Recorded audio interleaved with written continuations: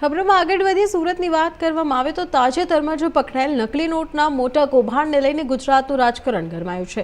ધાર્મિક આશ્રમની આડમાં ચાલતા કાળા કારોબારને લઈને કોંગ્રેસ રાજ્ય સરકાર અને ગૃહ વિભાગ પર આકરા પ્રહારો કર્યા છે। ગુજરાતમાં સરકારના આશ્રયથી પ્રત્યક્ષ અથવા પરોક્ષ રીતે ધાર્મિક પ્રવૃત્તિના નામે અનેક એવા આશ્રમો છે, જે પૈકીનો એક આશ્રમ સુરતમાં આજે નકલી નોટના સ્કેમમાં પકડાણું છે। હું પોલીસ તંત્રને અભિનંદન આપું છું, પણ આ કેટલા વખતથી ધમધમતો હતો। જે રીતની માહિતી સામે આવે છે તે પ્રમાણે સુરતના આશ્રમમાં અનેક મહાનુભાવો એમની વારંવાર મુલાકાત લેતા હતા અને એના કારણે એમની સાથેના વ્યવહારના કારણે લાંબા સમયથી આ આશ્રમમાં ગેરકાનૂની કામો ચાલતા હોય તેવું અત્યારે સામે આવે છે, જેનો પોલીસે પર્દાફાશ કર્યો છે।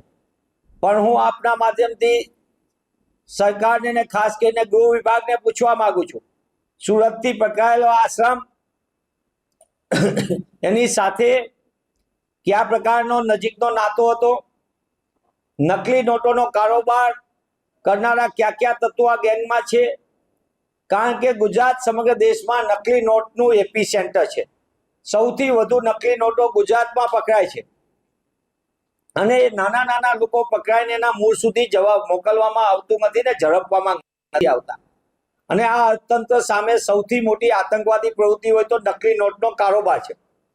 દેશ સામે પણ મોટો પડકાર છે, ત્યારે ગૃહ વિભાગ જે ભ્રષ્ટાચારનું એપી સેન્ટર છે તેનામાં થોડી પણ શરમ હોય તો હું ગૃહમંત્રીશ્રીને વિનંતી કરું છું કે ગૃહમંત્રીશ્રી, આપ રીલ તો બહુ બનાવી, પંચ લાઈનો બહુ બોલ્યા, કાયદામાં રહેશો તો ફાયદામાં રહેશો, પણ કાયદો કોના માટે અને ફાયદો કોના માટે એ પણ ગુજરાતની જનતા જાણવા માંગે છે। અને આવા કેટલા ગુરુજીઓ ધર્મના આડમાં ઓથાર નીચે આવા આશ્રમો ધમધમીને કઈ પ્રકારની ગેરકાનૂની પ્રવૃત્તિ કરે છે એની પણ પૂર્ણપણે તપાસ થવી જોઈએ।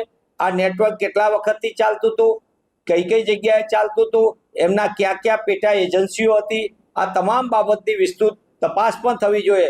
દેખાવ પૂરતી 1 કે 2 દિવસ પૂરતી થાય તે ન ચાલે। પોલીસ તંત્રને હું પુનઃ એટલા માટે અભિનંદન આપું છું કે આ રાજનીતિથી ઉપર ઉઠીને નકલી નોટનો કારોબાર દેશ સામેના આર્થિક તંત્ર માટે અને દેશની આંતરિક સુરક્ષા માટે પણ ચિંતાનો વિષય છે।